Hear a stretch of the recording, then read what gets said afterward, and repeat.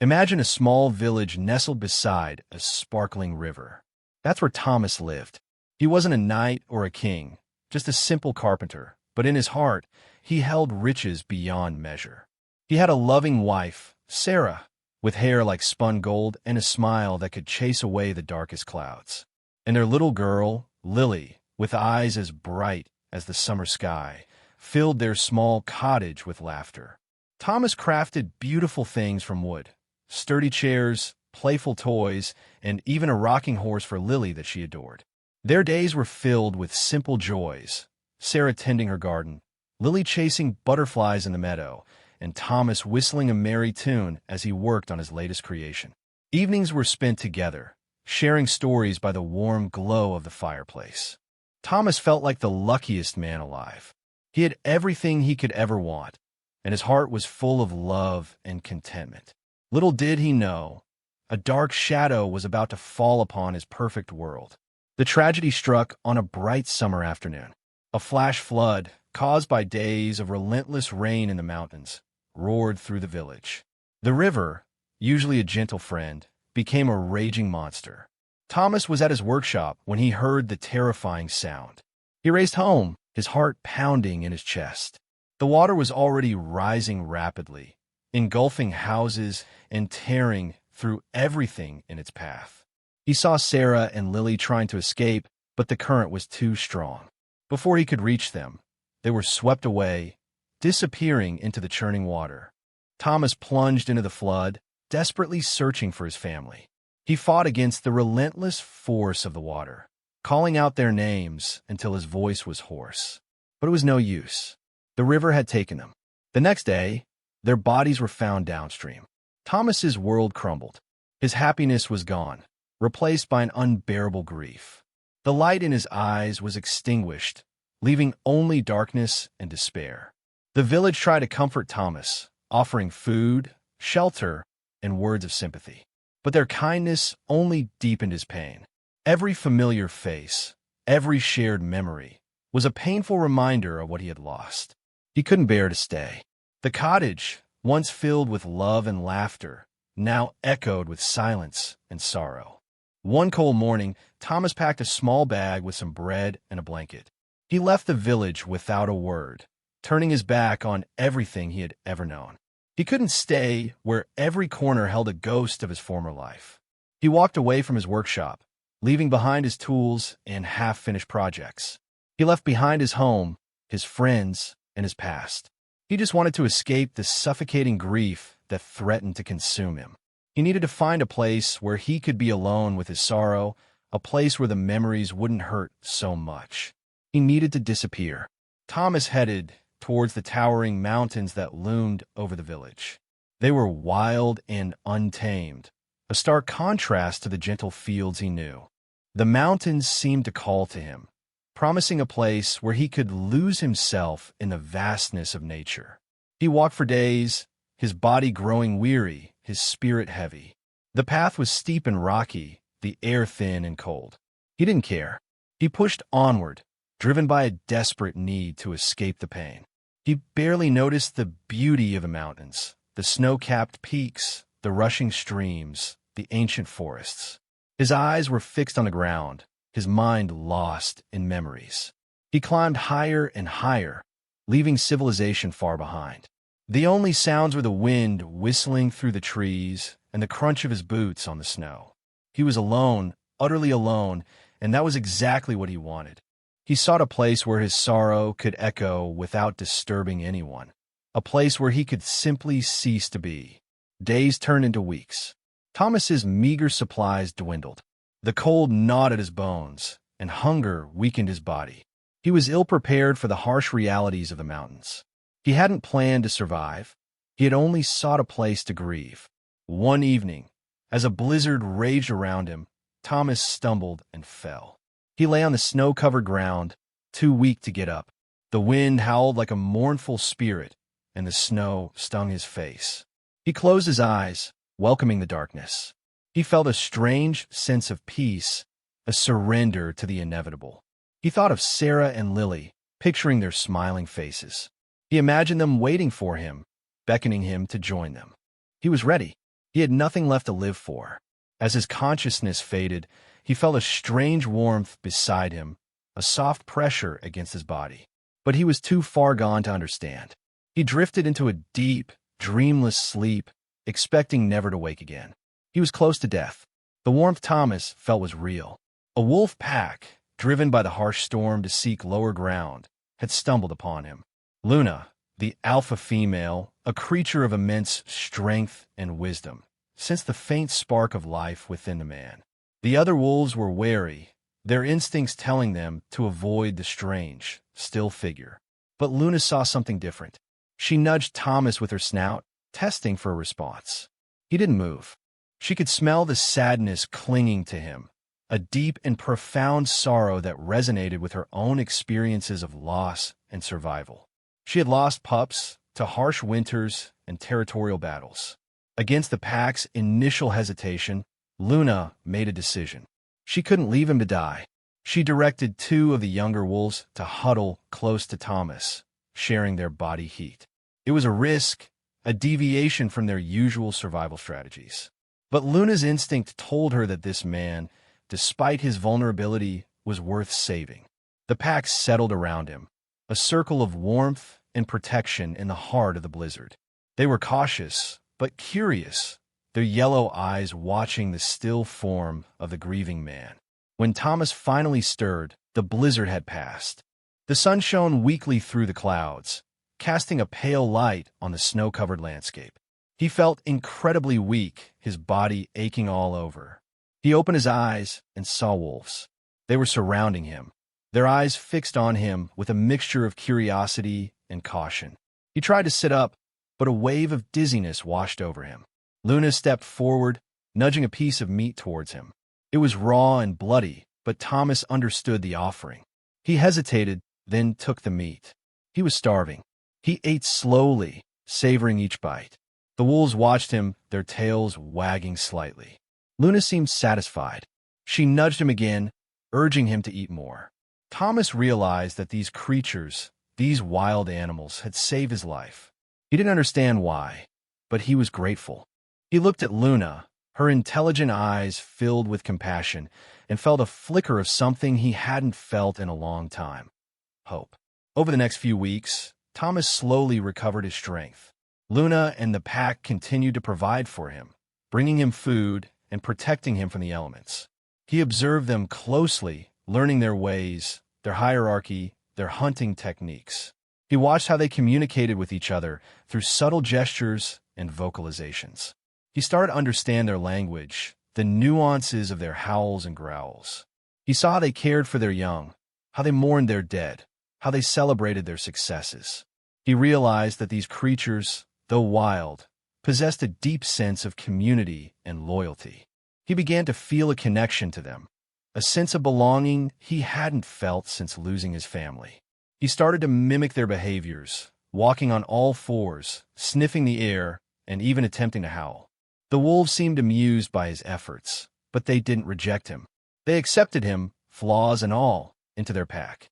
He was no longer just Thomas, the grieving carpenter. He was becoming something else, something wilder, something more. The more time Thomas spent with the wolves, the more he understood them. He learned to anticipate their movements, to read their moods, to communicate with them on a deeper level. He discovered that they were not just mindless beasts, but intelligent, sensitive creatures with their own complex social structure. He started to use gestures to communicate his needs and intentions. A nod of his head meant agreement. A wave of his hand meant caution. A scratch behind his ear meant affection, something he had seen the wolves do for each other. He also learned to imitate their sounds. He practiced his howls, trying to match the mournful tone of Luna's calls. At first, his attempts were clumsy and awkward, but gradually he improved. The wolves seemed to understand what he was trying to say, responding to his howls with their own. He was no longer just observing them. He was communicating with them, sharing his thoughts and feelings in a way he never thought possible. He was becoming part of their world. As Thomas grew stronger, he began to participate in the pack's hunts. At first, he was clumsy and ineffective, But the wolves patiently taught him how to track prey, how to move silently through the forest, and how to work as a team.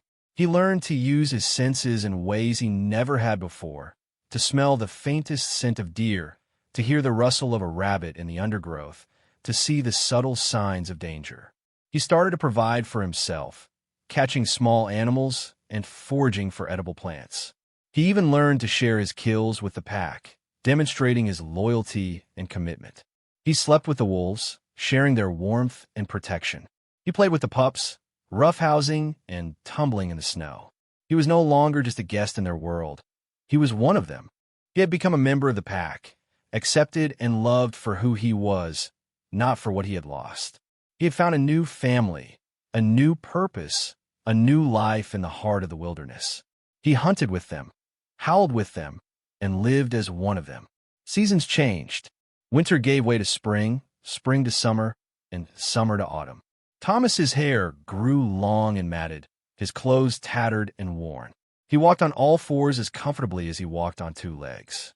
He understood the language of the forest, the whisper of the wind, the rustling of the leaves, the calls of the birds. The grief that had once consumed him began to fade, replaced by a quiet acceptance. He still remembered Sarah and Lily, but the memories no longer brought him unbearable pain. They were now a part of him, a reminder of the love he had known, a source of strength and inspiration. He found a strange peace in the simplicity of his new life. He no longer worried about possessions, about status, about the things that had once seemed so important. All that mattered was survival, loyalty, and the bond he shared with his wolf family. He was wild now, a creature of the mountains, a part of the pack. He was content, or so he thought. One crisp autumn morning, as the pack hunted near the edge of their territory, Thomas heard a sound he hadn't heard in years, the distant echo of an axe. It was a sharp, unfamiliar sound that cut through the tranquility of the forest. The wolves stopped, their ears perked, their noses twitching. They sensed the disturbance, the intrusion into their domain. Thomas felt a jolt of something akin to fear. The sound stirred long-dormant memories, images of his former life, of his carpentry, of the village he had left behind. He tried to ignore it, to focus on the hunt, but the sound persisted, growing louder with each passing day. Then they saw them. From a high ridge, Thomas spotted figures in the distance, humans. They were clearing trees, building structures. Settlers. They were moving closer, encroaching on the wolves' territory, bringing with them the noise and chaos of civilization. Thomas knew, with a sinking feeling, that his peaceful existence was about to be shattered. The past was coming to find him. The settlers pressed onward, their axes ringing through the mountains, felling trees and clearing land with relentless efficiency. They built crude cabins and fences, marking their territory, claiming the wilderness as their own. The wolves grew restless, their usual hunting grounds shrinking, their sense of security shattered. Luna led the pack on scouting missions, cautiously observing the newcomers from a distance. She could sense their fear, their aggression, their desire to dominate. She knew that the settlers posed a threat, not just to the wolves, but to the entire ecosystem. Thomas watched the settlers with a growing sense of unease. He recognized their clothes, their tools, their language. He understood their motivations, their dreams of building a new life in the wilderness. He remembered his own past, his own dreams. But he also knew the wolves, their vulnerability, their dependence on the land. He saw a collision course, a conflict waiting to happen. He was caught between two worlds, two families, and he didn't know what to do. The wolves' agitation grew with each passing day. They became more aggressive, more territorial. They howled more frequently, their mournful cries echoing through the mountains, a warning to the intruders. Luna, usually a calm and collected leader, paced restlessly, her eyes narrowed, her muscles tense. The settlers, in turn, became wary of the wolves. They carried rifles, setting traps, and spreading rumors of dangerous beasts lurking in the forest. Fear and suspicion filled the air, creating a palpable sense of tension. One day, a group of settlers ventured too close to the pack's den. The wolves, feeling threatened, attacked. A brief but violent skirmish ensued. One of the settlers was injured, and two of the wolves were wounded. The conflict had begun. Thomas watched the confrontation from a distance, his heart aching. He knew that this was just the beginning, that more bloodshed was inevitable. He had to do something, but what? Which side would he choose? His past or his present? His people or his pack? After the skirmish, Thomas spent hours observing the settlers from a hidden vantage point. He listened to their conversations, their laughter, their complaints. He heard them talk about their families, their hopes for the future, their struggles to survive in this harsh new land. He recognized their accents, the familiar rhythms of their speech. He understood their fears, their prejudices, their determination to protect their own. He heard them speak of the wolves with fear and hatred, calling them savage beasts, threats to their livestock and their children. Each word, each phrase, was a painful reminder of his past, of the world he had left behind. He remembered his own fear of the unknown, his own prejudices against those who were different. He realized that the settlers were not inherently evil, but simply afraid, acting out of ignorance and self-preservation. But the more he listened, the more he remembered, the stronger the pull of his former life became. He started to question his choices, to wonder if he had made a mistake in abandoning his humanity. The memories flooded back, clearer and more vivid than ever before. The settlers, emboldened by their numbers and their firearms, began to push deeper into the wolves' territory. They hunted deer and elk, depleting the pack's food supply. They trapped smaller animals, disrupting the delicate balance of the ecosystem. One afternoon, Thomas heard a commotion near the river. He raced towards the sound and saw a group of settlers had cornered a small group of wolves, including Luna and several pups. The settlers were shouting and waving their rifles, preparing to fire. Without thinking, Thomas leaped into action. He ran towards the settlers, howling like a wolf, his voice a mixture of human speech and animal cries. The settlers, startled by his sudden appearance, hesitated. Thomas used the distraction to create chaos, grabbing a burning branch from their campfire and throwing it towards them. The settlers scattered, allowing Luna and the pups to escape. But in the chaos, Luna was injured by a gunshot. The wolves fled, leaving Thomas alone with the enraged settlers. The confrontation has turned violent. The settlers surrounded Thomas, their faces filled with anger and fear.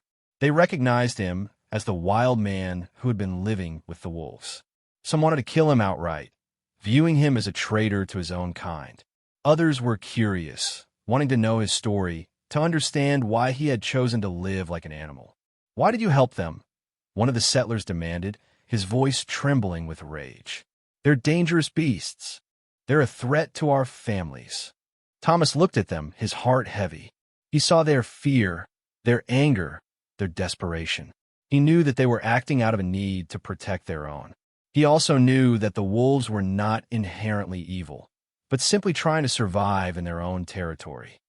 "They didn't start this," Thomas said, his voice hoarse. "You came here. You took their land." He realized the settlers wouldn't listen to reason. He was caught between his loyalty to Luna and the pack, and the shared humanity with the settlers. He was truly stuck in the middle now. The settlers, unwilling to listen to Thomas's explanations, decided to take him back to their village. They tied his hands and led him through the forest, treating him like a prisoner. As they neared the village, Thomas heard a frantic howling in the distance. He recognized Luna's voice, filled with pain and desperation. When they reached the village, Thomas saw what had caused Luna's distress. The settlers had captured one of the wolf pups. It was small and defenseless, its eyes wide with fear. They had trapped it in a cage, intending to keep it as a trophy or perhaps even kill it as a warning to the other wolves. Seeing the captured pup, something snapped within Thomas. He realized that he could no longer stand idly by while the settlers threatened his wolf family. He had to act, no matter the cost. He was one of them now, forever. He knew what he had to do. The pup had to be saved. That night, as the settlers slept, Thomas put his plan into action. He used a sharp rock to saw through the ropes that bound his wrists. He moved silently through the village, avoiding the sleeping settlers. He reached the cage where the pup was held, its small body trembling with fear. He carefully opened the cage door, whispering soothing words to the frightened animal. The pup hesitated for a moment, then cautiously emerged, nuzzling against Thomas's leg. He led the pup away from the village, towards the edge of the forest. As they reached the trees, Thomas paused. He knew that he couldn't just release the pup and expect it to find its way back to the pack. Luna was injured, and the other wolves were likely scattered and afraid. He had to lead the pup back to them to ensure its safety. But that meant confronting the settlers again, risking his own life. He looked at the pup, its innocent eyes filled with trust. He knew what he had to do. The pup's life and the lives of the pack depended on his decision. He must save them all.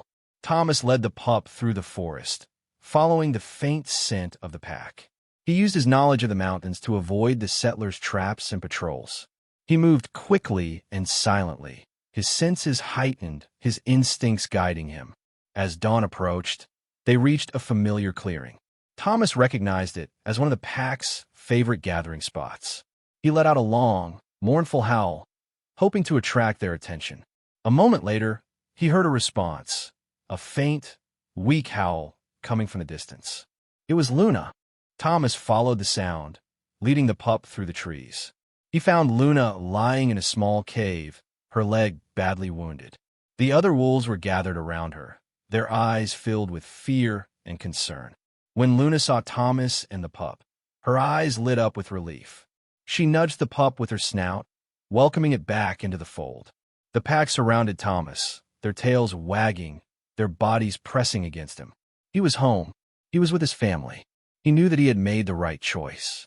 He would always protect them, no matter the cost. The pack had to be protected. Thomas knew that he couldn't simply fight the settlers. They were too numerous, too well-armed. He had to find a way to reason with them, to convince them to leave the wolves alone. He decided to use his knowledge of their language and their customs to appeal to their humanity. He approached the village cautiously, leaving the pup and the pack hidden in the forest. He walked into the center of the village, unarmed, his hands raised in a gesture of peace. The settlers emerged from their cabins, their rifles pointed at him. "I want to talk," Thomas said, his voice clear and strong. "I know you're afraid, but the wolves are not your enemy. They're just trying to survive, just like you." He spoke of the wolves' intelligence, their loyalty, their compassion. He explained how they depended on the land for their survival, how the settlers' presence was threatening their existence. He reminded them that once he was one of them. He pleaded with them to find a way to coexist peacefully, to share the land with the wolves. Could he convince them? Some of the settlers listened to Thomas's words, their faces softening with understanding. They remembered their own struggles, their own fears, their own longing for peace.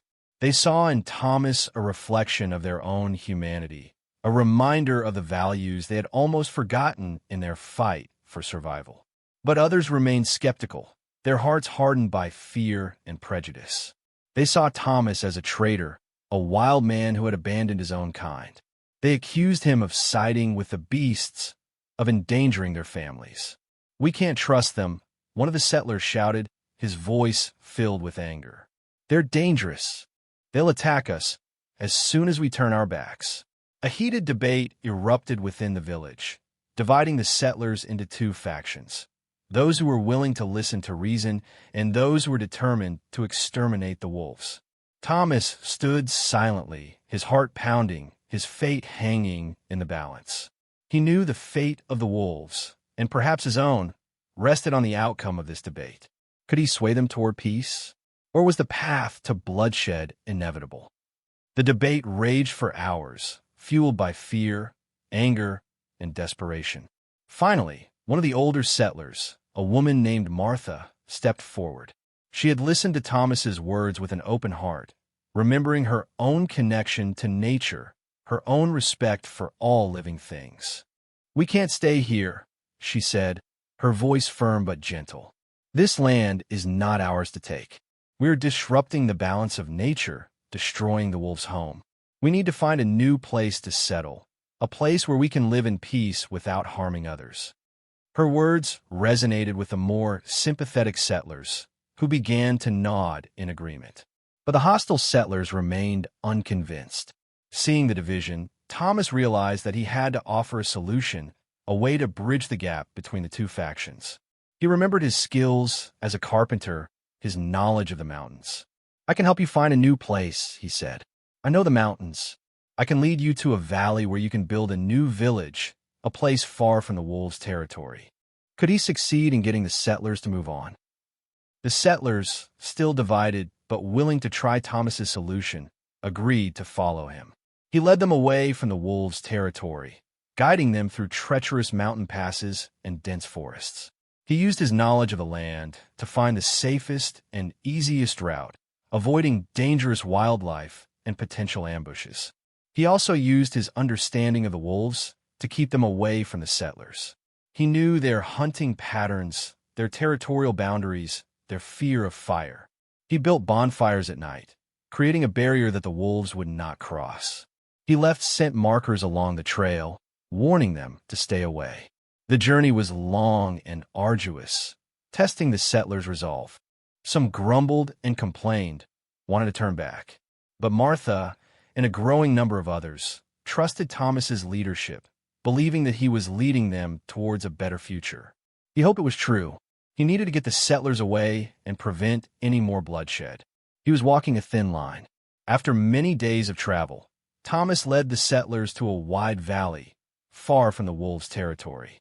A sparkling river flowed through the valley, and the land was fertile and abundant with resources. It was an ideal place to build a new village. But as the settlers began to unpack their belongings, a landslide blocked the entrance to the valley, trapping them inside. The hostile settlers immediately blamed Thomas, accusing him of leading them into a trap. Fear and anger threatened to erupt into violence. Thomas knew he had to act quickly to prevent another conflict. He examined the landslide, assessing the damage. He realized that his skills as a carpenter could be used to stabilize the slope and clear the path. He gathered the settlers, explaining his plan. He would build a system of supports to prevent further collapses, allowing them to safely remove the debris. It was time to use his old life skills for good. He had to earn the settlers' trust again. He must make things right. Working tirelessly alongside the settlers, Thomas directed the construction of sturdy wooden supports. He showed them how to use levers and pulleys to move heavy rocks, sharing his knowledge and expertise. Gradually, the settlers began to trust him again, recognizing his skills and his commitment to their safety. Even the hostile settlers grudgingly admitted that Thomas was doing everything he could to help them. They began to work together, putting aside their differences in the face of a common goal. As they cleared the landslide, Thomas felt a sense of satisfaction, a sense of accomplishment he hadn't felt in years. Finally, after days of hard labor, the path was cleared. The settlers were free to leave the valley. As they prepared to depart, Thomas knew that he had reached a turning point. He had proven himself to the settlers, earning their respect and their gratitude. But he also knew that his heart belonged with the wolves. He would not be joining them on their journey. He had found his place, and it was in the wild. The time for his final choice had arrived. As the settlers prepared to leave, Martha approached Thomas, her eyes filled with gratitude. "Thank you, Thomas," she said. "You saved us. You showed us that there is a better way. We will never forget what you've done." She then presented him with a small, carved wooden wolf, a symbol of respect and understanding. Thomas accepted the gift, his heart filled with emotion. He knew that he had made a difference, that he had helped to create a chance for peace. He watched as the settlers began their journey, their wagons disappearing into the distance. He knew that he would never see them again, but he also knew that he had played a part in their new beginning. He turned and headed back towards the mountains, towards his wolf family. He was no longer just Thomas, the grieving carpenter. He was also a bridge between two worlds, a symbol of hope for a peaceful coexistence. He had saved the pup, and the settlers had moved on. He was a hero. He must rejoin the pack. Thomas rejoined the pack, his heart swelling with joy. Luna greeted him with a warm nuzzle, her eyes filled with love and gratitude. The pups playfully nipped at his heels, welcoming him back into their midst. He knew that he had made the right decision. He belonged here, with these creatures who had saved his life and taught him the true meaning of family. He would never forget his past, but he would not let it define him. He was Thomas, the wolf man, a protector of the wilderness, a guardian of peace. He settled back into his life with the pack, hunting, playing, and sleeping alongside his wolf family. But he was different now. He carried with him the knowledge of two worlds, the understanding of two different ways of life. He was forever changed by his experience, forever bound to both humans and wolves. The events had made him the guardian the pack needed. Now, he could move forward in his new life. He was ready to rejoin his true family. Although he had chosen to remain with the wolves, Thomas never forgot the settlers. He would often climb to a high vantage point and observe their village from a distance, ensuring their safety and well-being. He watched as they built their homes, cultivated their fields, and raised their families. He saw them struggling to survive, facing hardships and challenges with courage and resilience. He knew that they were good people, deserving of a peaceful life. He also kept a close eye on the wolves, protecting them from harm, guiding them away from danger, and ensuring that they had enough to eat. He used his knowledge of the land to find new hunting grounds, to locate hidden water sources, to predict approaching storms.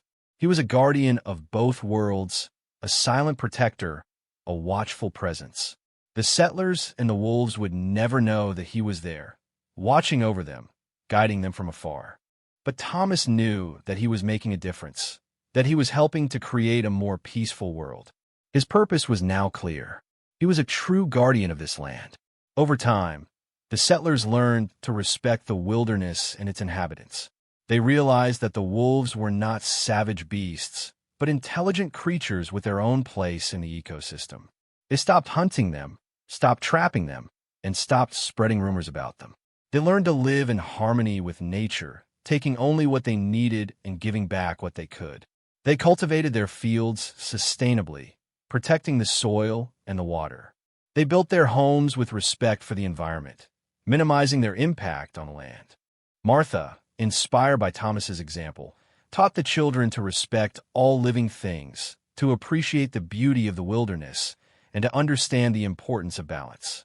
The settlers told stories of the wild man who had lived with the wolves, praising his courage, his wisdom, and his compassion.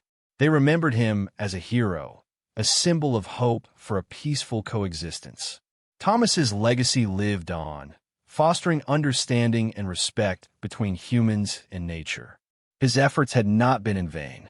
Harmony was possible. Years passed. The settlers thrived in their new valley, living in harmony with nature and respecting the wolves' territory. Thomas, now an old man, his hair as white as the mountain snow, continued to live with the pack, his heart filled with peace and contentment. One sunny afternoon, Thomas was lying in a meadow, surrounded by wolf pups. They tumbled and played around him, nipping at his fingers and licking his face. He laughed, his voice raspy but full of joy. Luna watched from a distance, her eyes filled with love and gratitude. Thomas gently stroked the fur of a small, playful pup, remembering the day he had rescued it from the settlers. He smiled, knowing that he had made the right choice, that he had found his true family in the heart of the wilderness. He was finally at peace, surrounded by the love and acceptance of his wolf family, a testament to the healing power of nature and the enduring strength of compassion.